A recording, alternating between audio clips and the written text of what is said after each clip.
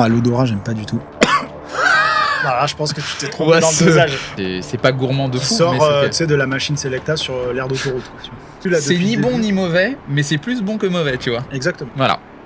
Salut les petites notes, nouvelle vidéo aujourd'hui, bien sûr accompagné de mon cher petit Ben. On va déguster les alternatives café. Moi j'ai arrêté de boire du café par exemple il y a 2 ans maintenant. Il y a les tanins du café et du thé aussi qui jaunissent. Du coup j'ai arrêté les deux. Est-ce qu'il y a des tanins qui font comme le café sur ce genre de choses ? Alors déjà ce qu'on va goûter aujourd'hui c'est des alternatives au café comme tu le disais. Dans certains il y aura quand même un peu de café mais moins que du café classique. Ce sera mélangé avec, ça peut être des racines, ça peut être des céréales qui sont torréfiés, donc on va voir ça, qui peuvent être aussi mélangés avec d'autres végétaux et des champignons qu'on va appeler des adaptogènes. Donc ça peut être Lion's Mane, Cordyceps, Reishi, Ashwagandha, etc. Des mots un peu barbares qui définissent des produits qui le sont tout autant. L'intérêt de ça, c'est soit de diminuer sa dépendance à la caféine, soit ça va être aussi d'améliorer d'une certaine manière la qualité de la boisson. Donc la caféine par exemple c'est un énergisant, c'est un stimulant. Avec les adaptogènes ça va permettre d'enrichir d'une certaine manière la formule pour avoir des produits qui permettent d'une certaine manière de soit lutter contre le stress,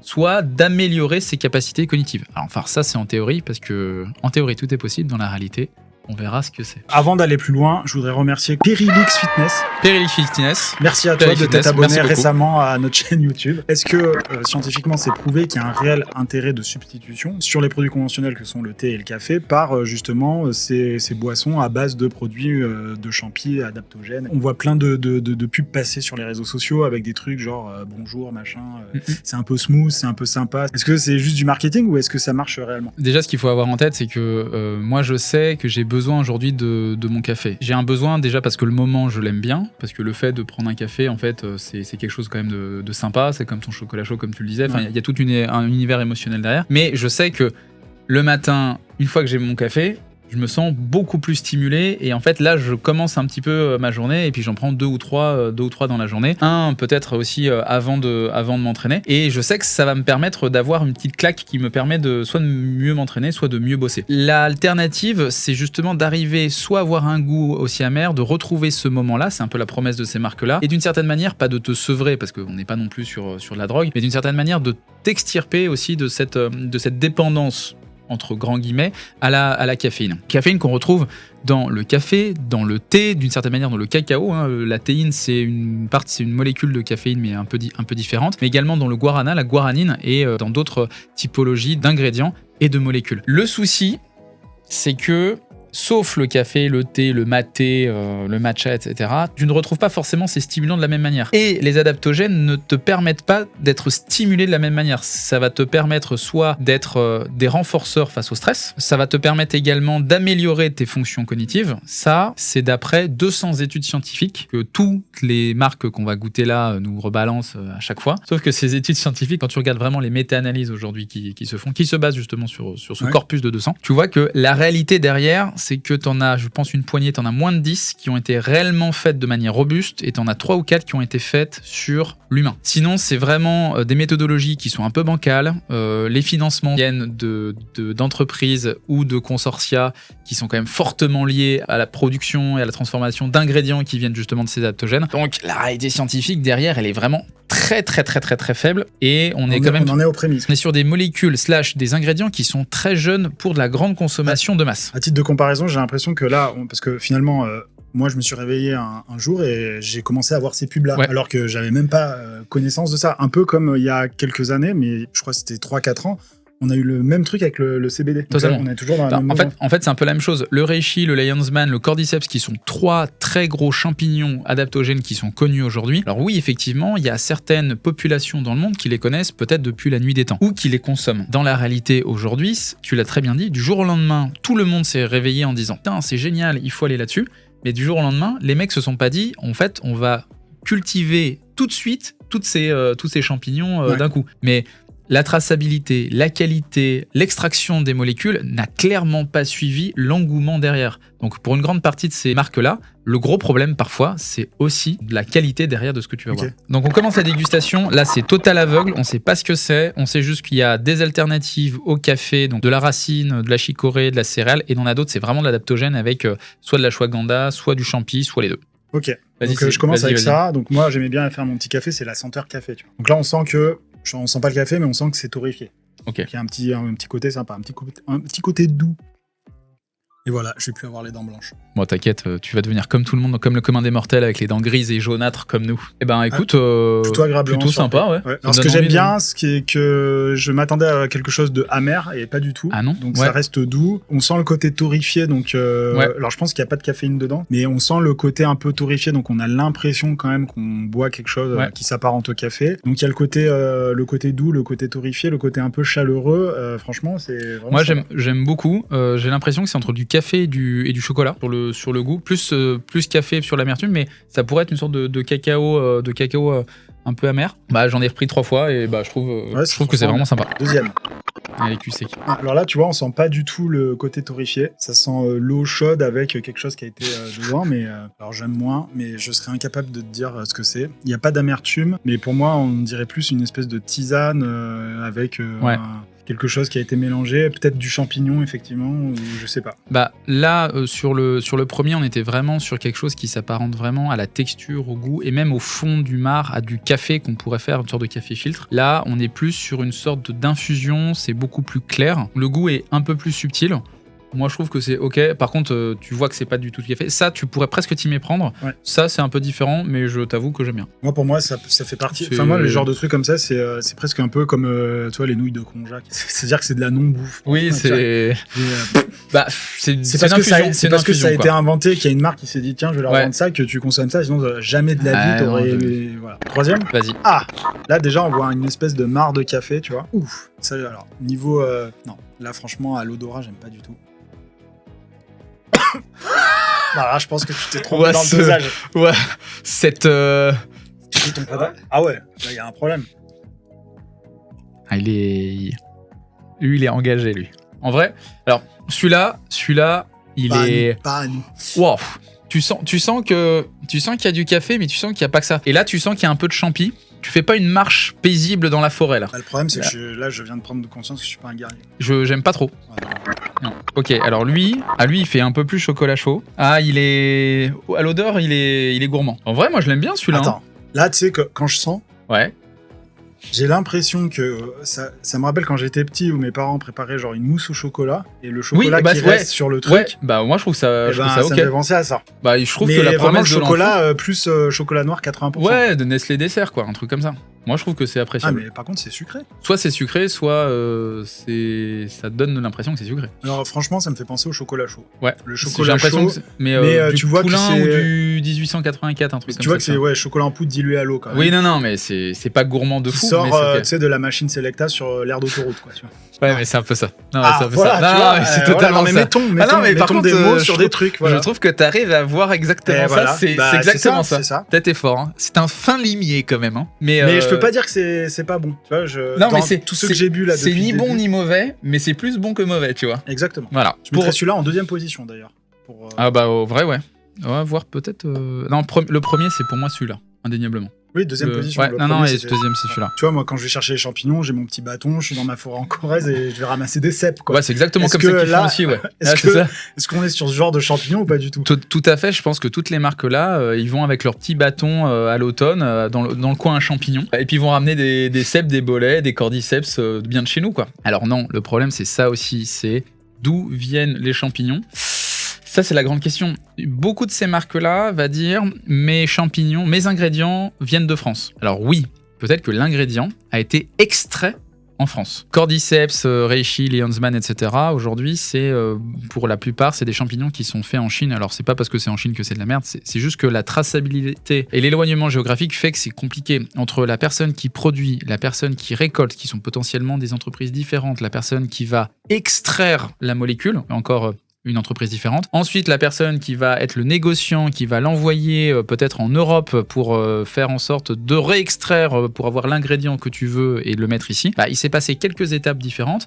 La qualité n'est pas forcément toujours en rendez-vous. Oui, tu pourras toujours dire que tu as du cordyceps. Oui, tu pourras toujours appeler toutes les études que tu veux. En revanche, la quantité de cordyceps et la qualité d'extrait de cordyceps ne seront pas forcément les mêmes. Et le problème, c'est qu'une grande partie de ces marques-là ne communiquent jamais sur le principe actif réel que tu vas avoir avoir dans le café ou dans ta boisson. Et c'est ça le vrai problème. C'est que tu peux acheter un truc hyper cher. En plus, on te fait un marketing de fou furieux en disant que tu vas être limitless, tu vas débloquer ton cerveau, etc. Mais dans la réalité, déjà, c'est pas forcément vrai, même si tu avais la bonne quantité de molécules. Et en vrai, à la fin de la journée, dans ta tasse, tu peux avoir 0,01 mg de cordyceps et ça te fera rien du tout parce que juste, tu n'as pas la bonne quantité de principes actifs. Est-ce qu'il y a une boîte française, du coup, dans toutes celles qu'on teste, là, qui s'approvisionne et qui fait tout en France ? Bah non, parce que en fait, c'est juste que la filière française aujourd'hui est un peu c'est pas en perte de vitesse, c'est juste qu'elle met du temps à se mettre.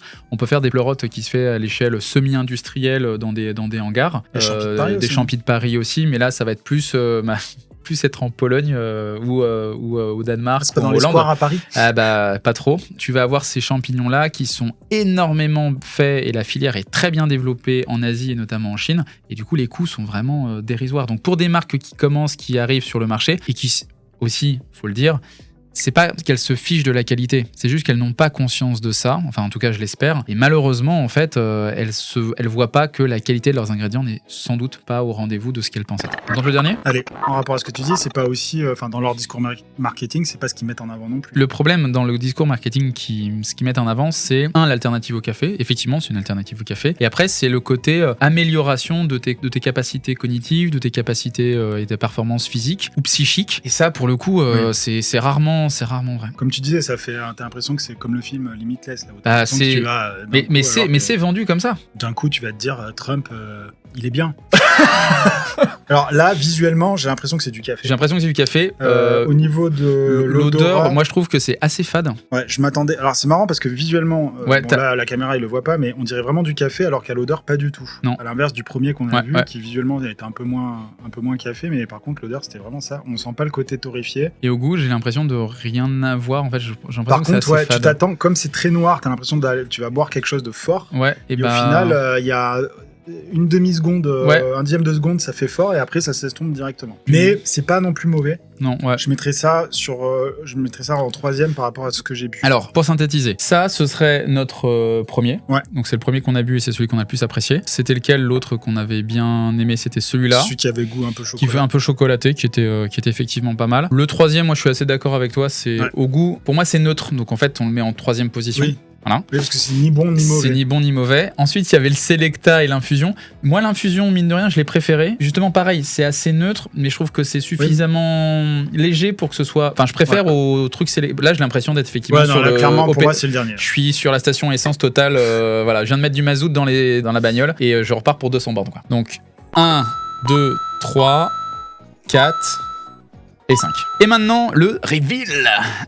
En première position, on avait le café Loupi. C'est une boisson à partir de lupin torréfié. C'est une sorte de céréale. C'est une plante qui est torréfiée, donc c'est la graine qui est torréfiée. Du coup, il n'y a pas du tout de café. Il n'y a pas du tout de café, c'est 100% du lupin. Et en plus de ça, c'est du lupin français et bio. Donc en vrai, c'est voilà. Et ça, pour le coup, je suis assez content qu'on l'ait aimé en premier, parce que ça veut dire quand même que même avec juste un seul ingrédient français et bio, t'arrives avec un truc qui est sympa. Finalement, c'est un gobelet patriote. C'est un gobelet patriote. On peut mettre Cocorico.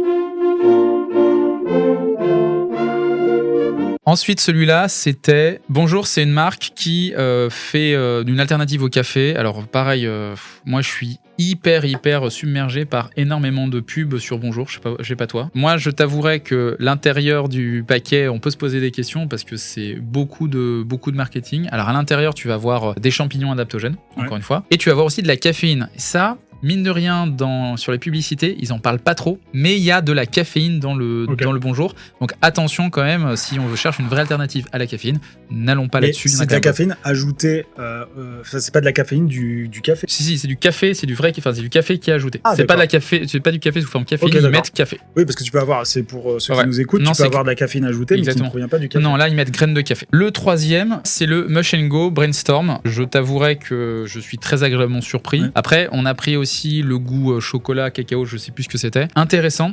Après, ce qu'il y a à l'intérieur, pareil, en fait, ça va être aussi beaucoup de marketing. Est-ce qu'on va avoir... Enfin, moi, je n'ai pas depuis 10 minutes l'impression d'avoir développé de ouf mes capacités cognitives. Peut-être qu'il faut le faire sur plusieurs semaines ou plusieurs mois. Ok. Dans la réalité, ce qu'il faut voir, c'est que en plus du café et des champignons, ils ont mis aussi de l'ashwagandha et du maca à l'intérieur. C'est d'autres adaptogènes. Donc là, on est vraiment sur un mix de barista type Harry Potter sous crack. Voilà. Donc, ils ont tout mis. Des quatre bouts du monde. Ah ouais, 4 bouts du monde. Et puis ils ont vraiment tout mis comme adaptogène. Du champi, de la... là, on y va à fond la caisse. Le rose ici, c'est une marque française également qui s'appelle Bibo. Et eux, ils font un mix avec plusieurs racines et céréales. Donc il me semble que tu as de la chicorée, tu as de l'épeautre, tu as de l'orge et peut-être aussi du lupin. Et c'est plus une infusion. C'est une des raisons pour lesquelles, c'est pas qu'on l'a pas aimé, mais c'est juste que c'est moins... C'est plus diffus, quoi. Ouais, c'est moins réconfortant que les autres, qui sont effectivement... Les autres, elles sont assez fortes, elles tiennent en bouche, et t'as l'impression plus de boire un chocolat chaud d'enfance. Okay. Et le dernier, alors lui, il est assez vénère, s'appelle le Café des Guerriers. Et,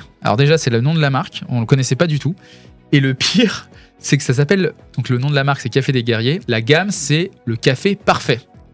Donc les gars, vraiment, enfin ils se mouchent pas avec le coude. Donc, si t'aimes pas et que tu le bois, c'est que t'es pas parfait. Et en plus t'es pas guerrier. Mais surtout, ce qui est rigolo, c'est quand tu dis le café, quand tu emploies quand même un superlatif parfait, tu dois être irréprochable. Aujourd'hui, quand tu regardes la composition, bah en fait ils sont assez secrets sur la provenance de leurs ingrédients. Ah, dommage, c'est quand même pas extraordinaire. Il y a de la caféine du coup dedans?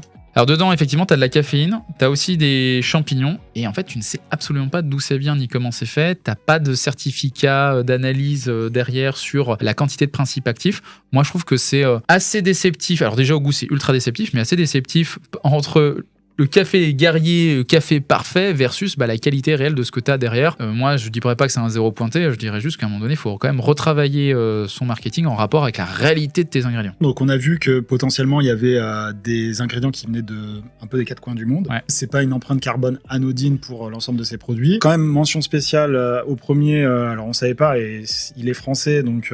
Et en plus, c'est du lupin et qui est fait en France. Donc là, on peut aussi avoir des produits de ce type en remplacement du thé ou du café et avoir ce petit côté patriote, donc c'est cool. Mais maintenant, par rapport à ce que ça t'apporte réellement dans la vie, parce que ce qu'il faut aussi savoir, c'est que le café et le thé, il n'y en avait pas en France il y a des milliers d'années, donc c'est un produit aussi issu de la mondialisation, des centaines d'années. C'est un produit pur de mondialisation, mais qui est inscrit depuis tellement longtemps dans nos sociétés que finalement, ça devient presque un produit un peu conventionnel. Donc, est-ce que finalement, ces produits-là, qui sortent un peu d'un chapeau magique d'un coup, est-ce que c'est quelque chose qui va perdurer, ou est-ce qu'on peut penser que c'est un effet de mode comme l'était le CBD, et est-ce que par rapport finalement au prix, est-ce qu'il vaut mieux pas en fait, se cantonner à consommer un bon thé ou un bon café comme d'habitude, qui seront, je pense, moins chers? C'est une vraie question qu'on peut se poser là, parce qu'effectivement, on peut se dire que ces produits-là sont des produits qui sont finalement, qui vont pas perdurer tout de suite et qui, dans 1 ou 2 ans, seront obsolètes, comme d'une certaine manière peut l'être le CBD. Pour moi, le lupin,